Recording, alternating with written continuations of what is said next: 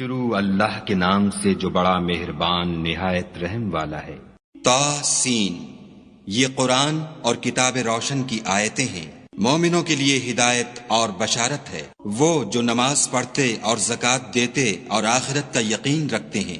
جو لوگ آخرت پر ایمان نہیں رکھتے، ہم نے ان کے اعمال ان کے لیے آراستہ کر دیے ہیں تو وہ سرگرداں ہو رہے ہیں۔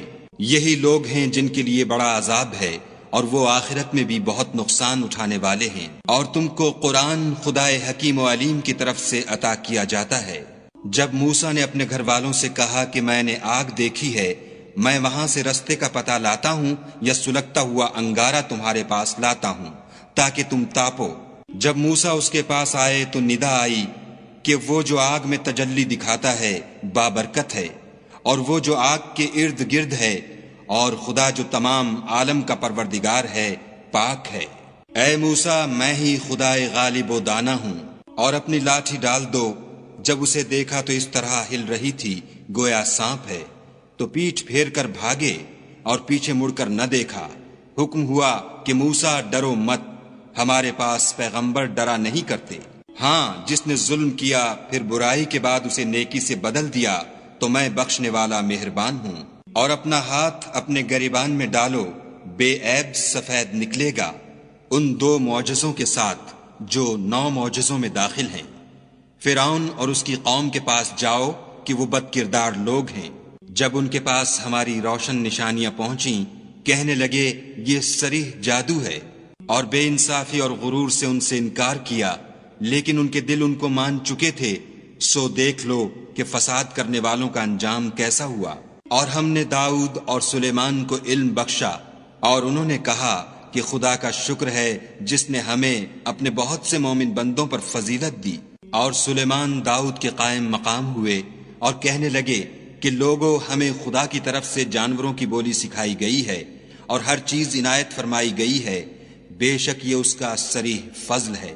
اور سلیمان کے لیے جنوں اور انسانوں اور پرندوں کے لشکر جمع کیے گئے، اور وہ قسم وار کیے گئے تھے، یہاں تک کہ جب چیونٹیوں کے میدان میں پہنچے تو ایک چیونٹی نے کہا کہ چیونٹیوں اپنے اپنے بلوں میں داخل ہو جاؤ، ایسا نہ ہو کہ سلیمان اور اس کے لشکر تم کو کچل ڈالیں اور ان کو خبر بھی نہ ہو۔ تو وہ اس کی بات سے ہنس پڑے اور کہنے لگے کہ اے پروردگار، مجھے توفیق عنایت کر کہ جو احسان تو نے مجھ پر اور میرے ماں باپ پر کیے ہیں ان کا شکر کروں، اور ایسے نیک کام کروں کہ تو ان سے خوش ہو جائے، اور مجھے اپنی رحمت سے اپنے نیک بندوں میں داخل فرما۔ اور جب انہوں نے جانوروں کا جائزہ لیا تو کہنے لگے کیا سبب ہے کہ ہدہد نظر نہیں آتا؟ کیا کہیں غائب ہو گیا ہے؟ میں اسے سخت سزا دوں گا یا ذبح کر ڈالوں گا، یا میرے سامنے اپنی بے قصوری کی دلیل صریح پیش کرے۔ ابھی تھوڑی ہی دیر ہوئی تھی کہ ہدہد موجود ہوا اور کہنے لگا کہ مجھے ایک ایسی چیز معلوم ہوئی ہے جس کی آپ کو خبر نہیں، اور میں آپ کے پاس شہر سبا سے ایک یقینی خبر لے کر آیا ہوں۔ میں نے ایک عورت دیکھی کہ ان لوگوں پر بادشاہت کرتی ہے اور ہر چیز اسے میسر ہے، اور اس کا ایک بڑا تخت ہے۔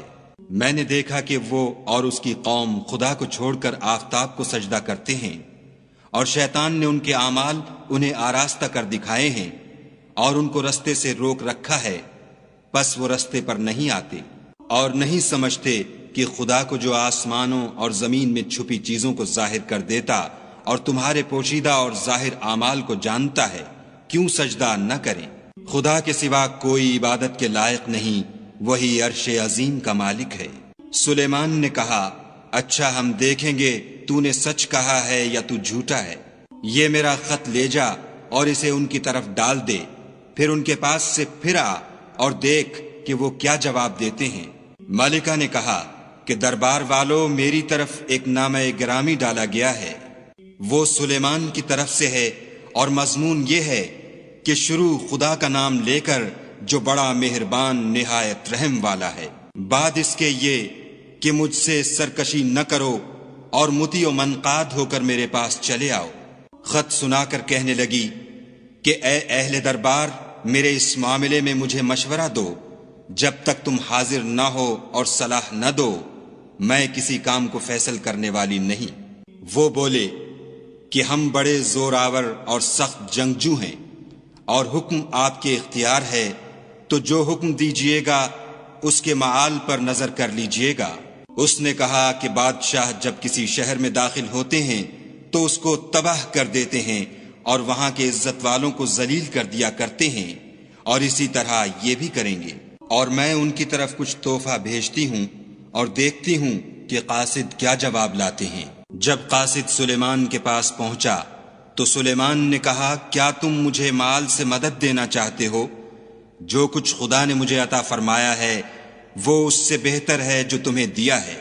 حقیقت یہ ہے کہ اپنے تحفے سے تم ہی خوش ہوتے ہوگے۔ ان کے پاس واپس جاؤ، ہم ان پر ایسے لشکر لے کر حملہ کریں گے جن کے مقابلے کی ان میں طاقت نہ ہوگی، اور ان کو وہاں سے بے عزت کر کے نکال دیں گے اور وہ ذلیل ہوں گے۔ سلیمان نے کہا کہ اے دربار والو، کوئی تم میں ایسا ہے کہ قبل اس کے کہ وہ لوگ فرما بردار ہو کر ہمارے پاس آئیں ملکہ کا تخت میرے پاس لے آئے؟ جنات میں سے ایک قوی ہیکل جن نے کہا کہ قبل اس کے کہ آپ اپنی جگہ سے اٹھیں میں اس کو آپ کے پاس لا حاضر کرتا ہوں، اور مجھے اس پر قدرت بھی حاصل ہے اور امانت دار بھی ہوں۔ ایک شخص جس کو کتاب الہی کا علم تھا کہنے لگا کہ میں آپ کی آنکھ کے جھپکنے سے پہلے اسے آپ کے پاس حاضر کیے دیتا ہوں۔ جب سلیمان نے تخت کو اپنے پاس رکھا ہوا دیکھا تو کہا کہ یہ میرے پروردگار کا فضل ہے تاکہ مجھے آزمائے کہ میں شکر کرتا ہوں یا کفران نعمت کرتا ہوں، اور جو شکر کرتا ہے تو اپنے ہی فائدے کے لیے شکر کرتا ہے، اور جو ناشکری کرتا ہے تو میرا پروردگار بے پرواہ اور کرم کرنے والا ہے۔ سلیمان نے کہا کہ ملکہ کے امتحان عقل کے لیے اس کے تخت کی صورت بدل دو، دیکھیں کہ وہ سوجھ بوجھ رکھتی ہے یا ان لوگوں میں سے ہے جو سوجھ نہیں رکھتے۔ جب وہ آ پہنچی تو پوچھا گیا کہ کیا آپ کا تخت بھی اسی طرح کا ہے؟ اس نے کہا کہ یہ تو گویا ہو بہو وہی ہے، اور ہم کو اس سے پہلے ہی سلیمان کی عظمت و شان کا علم ہو گیا تھا، اور ہم فرما بردار ہیں۔ اور وہ جو خدا کے سوا اور کی پرستش کرتی تھی سلیمان نے اس کو اس سے منع کیا، اس سے پہلے تو وہ کافروں میں سے تھی۔ پھر اس سے کہا گیا کہ محل میں چلیے۔ جب اس نے اس کے فرش کو دیکھا تو اسے پانی کا حوض سمجھا اور کپڑا اٹھا کر اپنی پنڈلیاں کھول دیں۔ سلیمان نے کہا یہ ایسا محل ہے جس کے نیچے بھی شیشے جڑے ہوئے ہیں۔ وہ بول اٹھی کہ پروردگار میں اپنے آپ پر ظلم کرتی رہی تھی، اور اب میں سلیمان کے ہاتھ پر خدائے رب العالمین پر ایمان لاتی ہوں۔ اور ہم نے سمود کی طرف ان کے بھائی صالح کو بھیجا کہ خدا کی عبادت کرو، تو وہ دو فریق ہو کر آپس میں جھگڑنے لگے۔ صالح نے کہا کہ اے قوم، تم بھلائی سے پہلے برائی کے لیے کیوں جلدی کرتے ہو، اور خدا سے بخشش کیوں نہیں مانگتے تاکہ تم پر رحم کیا جائے؟ وہ کہنے لگے کہ تم اور تمہارے ساتھی ہمارے لیے شگون بد ہیں۔ صالح نے کہا کہ تمہاری بدشگونی خدا کی طرف سے ہے، بلکہ تم ایسے لوگ ہو جن کی آزمائش کی جاتی ہے۔ اور شہر میں 9 شخص تھے جو ملک میں فساد کیا کرتے تھے اور اصلاح سے کام نہیں لیتے تھے۔ کہنے لگے کہ خدا کی قسم کھاؤ کہ ہم رات کو اس پر اور اس کے گھر والوں پر شبخون ماریں گے، پھر اس کے وارثوں سے کہہ دیں گے کہ ہم تو اس کے گھر والوں کے موقع ہلاکت پر گئے ہی نہیں، اور ہم سچ کہتے ہیں۔ اور وہ ایک چال چلے اور ہم بھی ایک چال چلے، اور ان کو کچھ خبر نہ ہوئی۔ تو دیکھ لو کہ ان کی چال کا انجام کیسا ہوا۔ ہم نے ان کو اور ان کی قوم سب کو ہلاک کر ڈالا۔ اب یہ ان کے گھر ان کے ظلم کے سبب خالی پڑے ہیں۔ جو لوگ دانش رکھتے ہیں ان کے لیے اس میں نشانی ہے، اور جو لوگ ایمان لائے اور ڈرتے تھے ان کو ہم نے نجات دی۔ اور لوط کو یاد کرو جب انہوں نے اپنی قوم سے کہا کہ تم بے حیائی کے کام کیوں کرتے ہو، اور تم دیکھتے ہو کیا تم عورتوں کو چھوڑ کر لذت حاصل کرنے کے لیے مردوں کی طرف مائل ہوتے ہو؟ حقیقت یہ ہے کہ تم احمق لوگ ہو۔ تو ان کی قوم کے لوگ بولے تو یہ بولے، اور اس کے سوا ان کا کچھ جواب نہ تھا کہ لوط کے گھر والوں کو اپنے شہر سے نکال دو، یہ لوگ پاک بننا چاہتے ہیں۔ تو ہم نے ان کو اور ان کے گھر والوں کو نجات دی، مگر ان کی بیوی کہ اس کی نسبت ہم نے مقرر کر رکھا تھا کہ وہ پیچھے رہنے والوں میں ہوگی۔ اور ہم نے ان پر مہ برسایا، سو جو مہ ان لوگوں پر برسا جن کو متنبع کر دیا گیا تھا برا تھا۔ کہہ دو کہ سب تعریف خدا ہی کو سزاوار ہے، اور اس کے بندوں پر سلام ہے جن کو اس نے منتخب فرمایا، بھلا خدا بہتر ہے یا وہ جن کو یہ اس کا شریک بناتے ہیں؟ بھلا کس نے آسمانوں اور زمین کو پیدا کیا، اور کس نے تمہارے لیے آسمان سے پانی برسایا؟ ہم نے، پھر ہم نے اس سے سرسبز باغ اگائے۔ تمہارا کام تو نہ تھا کہ تم ان کے درختوں کو اگاتے، تو کیا خدا کے ساتھ کوئی اور بھی معبود ہے؟ ہرگز نہیں، بلکہ یہ لوگ رستے سے الگ ہو رہے ہیں۔ بھلا کس نے زمین کو قرارگاہ بنایا اور اس کے بیچ نہریں بنائیں اور اس کے لیے پہاڑ بنائے، اور کس نے دو دریاؤں کے بیچ اوٹ بنائی؟ یہ سب کچھ خدا نے بنایا، تو کیا خدا کے ساتھ کوئی اور معبود بھی ہے؟ ہرگز نہیں، بلکہ ان میں اکثر دانش نہیں رکھتے۔ بھلا کون بے قرار کی التجا قبول کرتا ہے جب وہ اس سے دعا کرتا ہے، اور کون اس کی تکلیف کو دور کرتا ہے، اور کون تم کو زمین میں اگلوں کا جانشین بناتا ہے؟ یہ سب کچھ خدا کرتا ہے، تو کیا خدا کے ساتھ کوئی اور معبود بھی ہے؟ ہرگز نہیں، مگر تم بہت کم غور کرتے ہو۔ بھلا کون تم کو جنگل اور دریا کے اندھیروں میں رستہ بتاتا، اور کون ہواؤں کو اپنی رحمت کے آگے خوشخبری بنا کر بھیجتا ہے؟ یہ سب کچھ خدا کرتا ہے، تو کیا خدا کے ساتھ کوئی اور معبود بھی ہے؟ ہرگز نہیں۔ یہ لوگ جو شرک کرتے ہیں، خدا کی شان اس سے بلند ہے۔ بھلا کون خلقت کو پہلی بار پیدا کرتا، پھر اس کو بار بار پیدا کرتا رہتا ہے؟ اور کون تم کو آسمان اور زمین سے رزق دیتا ہے؟ یہ سب کچھ خدا کرتا ہے، تو کیا خدا کے ساتھ کوئی اور معبود بھی ہے؟ ہرگز نہیں۔ کہہ دو کہ مشرکو، اگر تم سچے ہو تو دلیل پیش کرو۔ کہہ دو کہ جو لوگ آسمانوں اور زمین میں ہیں خدا کے سوا غیب کی باتیں نہیں جانتے، اور نہ یہ جانتے ہیں کہ کب زندہ کر کے اٹھائے جائیں گے، بلکہ آخرت کے بارے میں ان کا علم منتہی ہو چکا ہے، بلکہ وہ اس سے شک میں ہیں، بلکہ اس سے اندھے ہو رہے ہیں۔ اور جو لوگ کافر ہیں کہتے ہیں کہ جب ہم اور ہمارے باپ دادا مٹی ہو جائیں گے تو کیا ہم پھر قبروں سے نکالے جائیں گے؟ یہ وعدہ ہم سے اور ہمارے باپ دادا سے پہلے سے ہوتا چلا آیا ہے۔ کہاں کا اٹھنا اور کیسی قیامت، یہ تو صرف پہلے لوگوں کی کہانیاں ہیں۔ کہہ دو کہ ملک میں چلو پھرو، پھر دیکھو کہ گناہ گاروں کا انجام کیا ہوا، اور ان کے حال پر غم نہ کرنا، اور نہ ان چالوں سے جو یہ کر رہے ہیں تنگ دل ہونا، اور کہتے ہیں کہ اگر تم سچے ہو تو یہ وعدہ کب پورا ہوگا؟ کہہ دو کہ جس عذاب کے لیے تم جلدی کر رہے ہو شاید اس میں سے کچھ تمہارے نزدیک آ پہنچا ہو، اور تمہارا پروردگار تو لوگوں پر فضل کرنے والا ہے، لیکن ان میں سے اکثر شکر نہیں کرتے۔ اور جو باتیں ان کے سینوں میں پوشیدہ ہوتی ہیں اور جو کام وہ ظاہر کرتے ہیں، تمہارا پروردگار ان سب کو جانتا ہے۔ اور آسمانوں اور زمین میں کوئی پوشیدہ چیز نہیں ہے مگر وہ کتاب روشن میں لکھی ہوئی ہے۔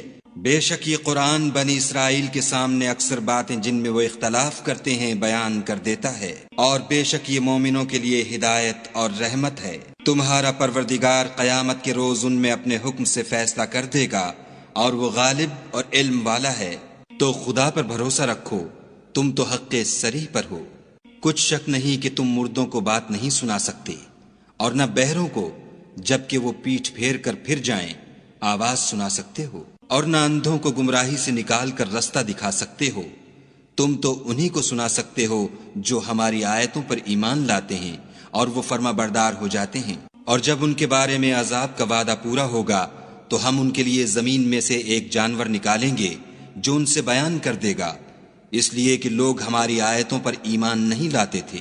اور جس روز ہم ہر امت میں سے اس گروہ کو جمع کریں گے جو ہماری آیتوں کی تکذیب کرتے تھے تو ان کی جماعت بندی کی جائے گی، یہاں تک کہ جب سب آ جائیں گے تو خدا فرمائے گا کہ کیا تم نے میری آیتوں کو جھٹلا دیا تھا، اور تم نے اپنے علم سے ان پر احاطہ تو کیا ہی نہ تھا، بھلا تم کیا کرتے تھے؟ اور ان کے ظلم کے سبب ان کے حق میں وعدہ عذاب پورا ہو کر رہے گا تو وہ بول بھی نہ سکیں گے۔